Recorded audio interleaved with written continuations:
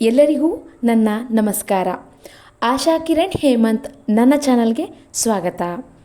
ಇಂದು ಸಂಕಷ್ಟಹರ ಗಣಪತಿಯ ಚತುರ್ಥಿ. ಇಂದು ನಾನು ವಿನಾಯಕನ ಬಗ್ಗೆ ಒಂದು ಕವನವನ್ನು ಬರೆದಿದ್ದೇನೆ. ಅದನ್ನು ನಿಮ್ಮ ಮುಂದೆ ವಾಚಿಸುತ್ತೇನೆ. ಬನ್ನಿ ಕವನ ಓದೋಣ.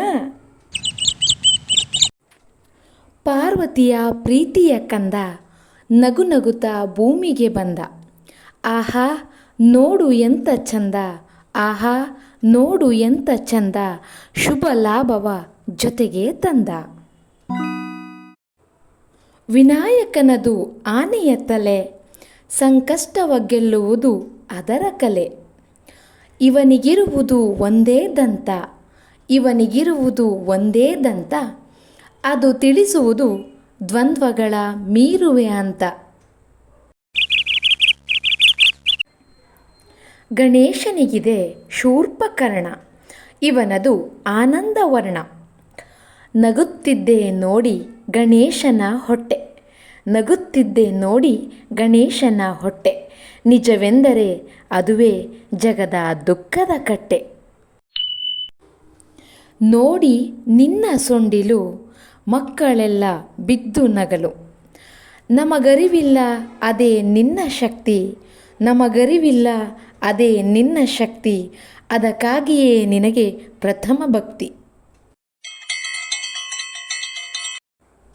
ಆಮೆಯಂತ ನಿನ್ನ ನಡುಗೆ ಇಹ ಪರ ಲೋಕಗಳ ಕಡೆಗೆ, ಗೇಲಿ ಮಾಡುತ್ತಿದ್ದೋ ನೋಡಿ ನಿನ್ನ ಆಕಾರ, ಗೇಲಿ ಮಾಡುತ್ತಿದ್ದೋ ನೋಡಿ ನಿನ್ನ ಆಕಾರ, ಕ್ಷಮಿಸು ತಂದೆ ಅದೇ ಓಂಕಾರ.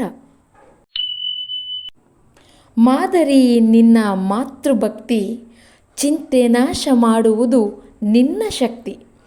ನೀಗಿಸುವೆ ನೀ ಜಗದ ಕ್ಷೋಭೆ, ನೀಗಿಸುವೆ ನೀ ಜಗದ ಕ್ಷೋಭೆ, ಇಲಿಯನ್ನೇ ವಾಹನ ಮಾಡಿದೆ ಅದೇ ನಿನ್ನ ಪ್ರತಿಭೆ. ಹಲವು ತತ್ವಗಳ ಸಂಗಮ ನಿನ್ನ ರೂಪ, ಜಗತ್ತಿಗೆ ನಿನ್ನ ಸಂದೇಶ ಬಿಡಿ ಕೋಪ. ನಮಗೆ ಜ್ಞಾನ ಬುದ್ಧಿಯ ಕೊಡು, ನಮಗೆ ಜ್ಞಾನ ಬುದ್ಧಿಯ ಕೊಡು, ನಾವು ಮಾಡಿದ ಗೇಲಿಯ ಕ್ಷಮಿಸಿಬಿಡು. ಕನ್ನಡ ಪದ ಜರ, ಹಾಗಂದರೆ ಮುಪ್ಪು.